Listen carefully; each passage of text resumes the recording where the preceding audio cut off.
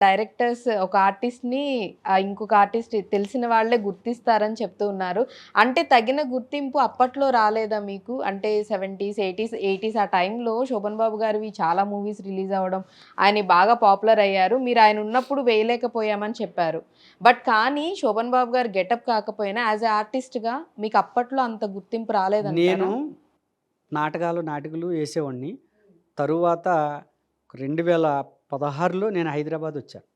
నేను అతి తక్కువ కాలంలో వచ్చి ఎక్కువగా పాపులర్ అయిందేంటంటే తక్కువ కాలం నాకన్నా 40 సంవత్సరాలు 40 ఇయర్స్ నుంచి ఉన్నవాళ్ళున్నారు. ఇంతగా అవినోళ్ళు ఎవరు కనిపించలేదు.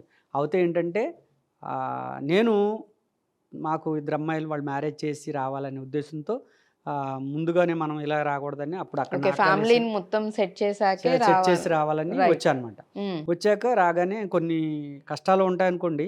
రాగానే మనకి ఎవరు వేషాలు ఇవ్వరు. అయితే మొట్టమొదటిగా నేను ఒక తణుకులో నాటకం వేస్తుంటే మా అసోసియేషన్‌లో మెంబర్‌షిప్ తీసుకున్నాడు ఒకాయన తణుకు వాస్తవ్యులు. కొండూరు రామ్మోహన్ రావు గారు ఆయన ఆర్టిస్టు. ఆయన చాలా మూవీస్‌లో ఉన్నారు. ఆయన ఏం చేశారంటే నా పెర్ఫార్మెన్స్ చూసి, "ఏవండీ మీరు సినిమాల్లో ట్రై చేస్తే బావుంటది" అన్నారు. సినిమాలో ట్రై చేయడానికి అక్కడ నాకెవరు తెలీదన్నారు. తెలియక్కర్లేదండి ఒక హాస్టల్ ఏదన్నా చూస్తాను నేను. మీరు రండంటే ఆయనకి థాంక్స్ చెప్తున్నాను. ఆయన ఏం చేశారంటే మంగా బ్యాక్ సైడు శ్రీదేవి హాస్టల్ ఒకటుంటే అందులో చూసాయి. నన్ను అందులో పెట్టారు. తర్వాత వెంటనే మనకు ఎలాగొస్తాయి? వచ్చాం. నిజంగా సినిమా కష్టాలన్నయి చాలామంది చెప్తారు. అప్పుడెళ్ళి మద్రాసులో పైప్ వాటర్ తాగి ప్లాట్‌ఫారం బెంచీల మీద పడుకున్నామని. ఘంటసాల గారు కానించి, చిరంజీవి గారు కానించి మహానుభావులు ఎన్నో కష్టాలు పడ్డారు.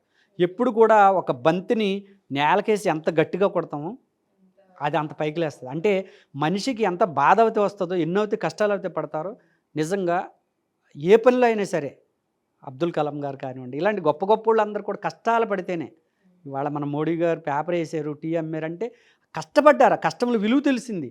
ఆ కష్టపడితేనే మనకు ఆ విలువ తెలుస్తది.